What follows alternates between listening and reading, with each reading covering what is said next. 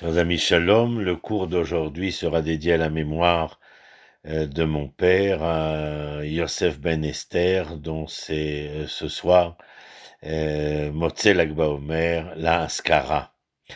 Az Leilu Nishmato Shel Avimori Yosef Ben Esther. Nous sommes dans les alcôves du Tanar, et je vous parlerai encore une fois de l'Ecclésiaste. Ou plutôt, je continuerai ce qu'il y a quelques semaines j'avais commencé à vous entretenir. Et l'Ecclésiaste répète encore et encore le sempiternel refrain, vous connaissez, de vanité des vanités, tout est vanité. En gravant nos efforts pour donner un sens à nos vies, en construisant des monuments qui nous survivront. C'est ce qu'il appelle vanité. Un petit nombre d'entre nous essaie de recueillir la sagesse qui sera transmise et demeurera au-delà de nos morts. Ceci est la sagesse. Un grand nombre d'entre nous, par contre, amoncellent des biens matériels en grande quantité dans l'espoir de créer une permanence qui survivra à notre temps limité sur Terre. Nous travaillons, nous construisons, nous accumulons, parfois sans même comprendre, peut-être inconsciemment, que tout cela dérive d'un vain désir de vaincre l'inévitable temporalité de la vie. Nous portons en nous un profond sentiment d'humiliation face à la mort. Est-ce si scandaleux de vivre et de partir pour toujours? La réponse est certainement oui, puisque nous avons un si grand besoin existentiel de marquer notre territoire, non pas comme les chats, mais comme les hommes en pensant, sincèrement, que lui, tout du moins, résistera à l'usure du temps. Toute la gloire et l'honneur de nos réalisations, qu'elles soient matérielles ou intellectuelles, ne résoudront pas le problème. Tous les volumes et les théorèmes que nous avons écrits, tous les bâtiments et les trésors qui pourraient subsister après la mort, ne pourront jamais boucher ce trou noir de notre âme créé par la prise de conscience de notre propre finitude. Le livre de l'Ecclésiaste n'est pas uniformément pessimiste. Il perçoit un moyen de sortir de l'abîme, même s'il ne parvient à s'extirper que partiellement, succombant parfois à la mélancolie avec laquelle il débuta. La solution consiste à embrasser la temporalité de la vie, et cela sans regarder au-delà, c'est-à-dire savourer le moment présent. Il faut se concentrer sur l'ici et maintenant. En effet, il n'y a pas de permanence. Notre existence est transitoire par sa nature même. Ce n'est cependant pas la ruine de l'homme. Sa chute est plutôt précisément due au vain effort de désavouer une vérité qui ne peut être niée, la mort. Il faut trouver la valeur intrinsèque du présent. La sagesse a effectivement un sens si elle est évoquée pour elle-même et non comme un monument à celui qui l'a cogité. Apprécier, savourer, disais-je, l'ici et le maintenant. La sagesse est l'un des plus grands dons de Dieu à l'homme. En est-il ainsi pour la richesse? Oui, si vous comprenez que celle-ci n'est là que pour être servie aujourd'hui. Oui, si vous délaissez totalement l'idée que la fortune soit votre gloire pour demain. Vous pourrez alors, peut-être, dépasser l'un des plus grands pièges de l'aventure humaine. La Bible, le Tanakh, est plein de révélations et d'histoires, de commandements et de conseils, d'enseignements et de directives. Peu de livres bibliques contiennent des luttes philosophiques. Peu de gens nous introduisent dans la salle de la lutte dialectique de l'auteur avec les problèmes universels les plus profonds de la vie. Mais l'Ecclésiaste est l'un d'entre eux, de ces livres de réflexion. Il n'y a pas de meilleure occasion que cette période de comptabilité ultime et d'introspection, telle que nous la vivons aujourd'hui avec ce corona, pour regarder la mort dans les yeux, même pour cligner des yeux, lutter et vaciller au bord de l'abîme du non-sens et en sortir avec un dévouement renouvelé à la sainteté, à la beauté de chaque instant que Dieu nous a donné sur la terre. Pour tout, il y a un temps.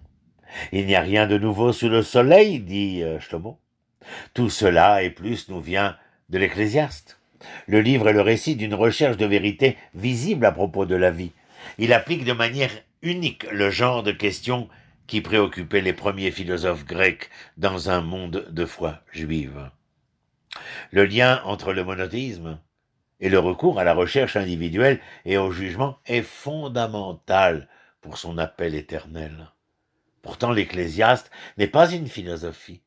Les commentateurs, à travers les siècles, l'ont abordé comme tel, mais ils furent très vite confondus par les nombreuses contradictions parcourant le texte.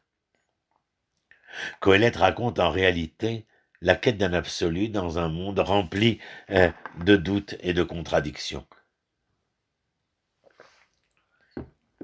Si l'œuvre est lue de cette façon, un modèle de croissance devient visible et il peut être compris non pas comme une rencontre avec un système de pensée, mais plutôt comme le récit d'une quête. Coëlette, c'est le nom hébreu de l'Ecclésiaste, a été conçu non pour répondre à des questions, mais pour les poser.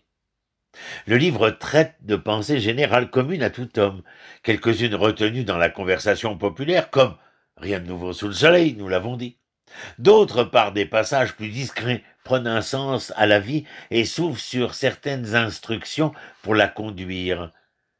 Par sa possible absence, elle manifeste avec résignation la futilité et l'inanité de toute action humaine, savante comme démente, souffrant le lot collectif de la mort.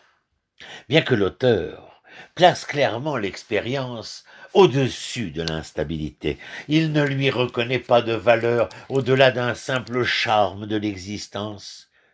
Conscient de ce manque de sens, l'auteur de l'Ecclésiaste, bien sûr, conseille de goûter les plaisirs élémentaires de l'existence quotidienne, comme le manger et le boire, la joie au travail, la compagnie de la personne qu'on aime, qui sont des présents de Dieu. Il conseille aussi d'éviter de maudire le souverain et Dieu, nonobstant l'impression d'injustice dans le monde. Finalement, il conclut que sa quête de sens pour la vie la conduit à une évidence. Le devoir essentiel pour l'humanité et le fait le plus constant reste la conclusion de tout le discours. Écoutons-la. Crains Dieu et observe ses commandements, car c'est là tout l'homme. Chapitre 12, verset 13. La richesse et le dur labeur sont jugés inutiles. La justice et la sagesse semblent aller sans récompense. La planification de l'existence ne mène à rien. Le pouvoir politique semble avoir le dernier mot. Rien ne dure et rien n'est substantiel. Une vue résumée dans ce constat selon lequel tout est vain, souvent traduit par vanité.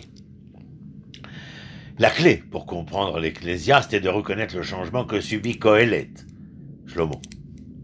Il revient toujours à cette quête de la jouissance comme seul pari avéré, mais il se débat entre la rejeter ou l'apprécier, puis affirme arbitrairement la recommandation de la poursuivre. Sa dépendance précoce à sa propre capacité de compréhension cède la place à un aveu que personne ne comprend. Après avoir recommandé la poursuite d'un bon cœur par la colère et le dépit, il s'oriente plus tard vers la boisson. Il préfère d'abord la mort à la vie, puis renverse radicalement cet ordre. Une vision négative des femmes est remplacée par le conseil de rechercher et d'épouser une femme que vous aimez. Étonnamment, son rejet prématuré de l'éternité de l'esprit évolue vers l'âme qui revient à Dieu après sa mort. Vous comprenez bien sûr que ce mouvement dialectique entre tout et son contraire incita certains à vouloir apporter quelques modifications au texte original. Les termes que l'on retrouve très tôt, en particulier angoisse, reutruar, et quel avantage, itaron, disparaissent à mi-chemin de la même manière que l'énorme accent mis sur je et moi, qui, est prodigue dans les premiers chapitres. Eux, je et moi se dissipent ultérieurement. Au fur et à mesure que le livre avance, Coëlette donne de plus en plus de conseils, recourt à la métaphore et se concentre sur la mort. Une compréhension possible de cette évolution est certainement due à l'approche, dirais-je, de la vieillesse et la proximité de la mort. Ce sont là, à mon humble avis, les facteurs les plus déterminants pour définir sa vision du monde. Vers la fin, le texte devient plus confiant envers les traditions reçues, plus ouvert au compromis et plus méfiant vis-à-vis de ses premières observations. Il devient plus enseignant qu'observateur, son urgence personnelle surmontant l'impulsion de la rêverie philosophique. Cependant, la fin n'empêche pas le début. En fait, le contraire est vrai. Ces descriptions les plus anciennes restent avec le lecteur. Le manque de justice et de certitude, l'inutilité de la richesse et de la sagesse, l'arbitraire du pouvoir politique. Les lecteurs peuvent bien se demander si Coëlette, à la lumière de sa mort imminente, a trouvé la sagesse ou s'est légèrement retiré des questions douloureuses. Néanmoins, c'est l'une des conclusions prodigieuses de l'Ecclésiaste qui, malgré ses commentaires, concède que nos interrogations ne peuvent finalement nous mener au-delà de notre propre entendement. Les questions continueront de hanter le lecteur. Jamais il ne dément les possibles réponses, mais cela est certainement dans une autre dimension, dans un autre ailleurs. Son ouvrage indique clairement que la connaissance de l'humanité dans ce monde gardera ses limites. Je vous remercie d'avoir écouté cette nouvelle étude dans les alcôves du Tanakh. Ce cours était, comme je vous le rappelle, à la mémoire de mon père Yosef Ben Esther. Shalom, shalom.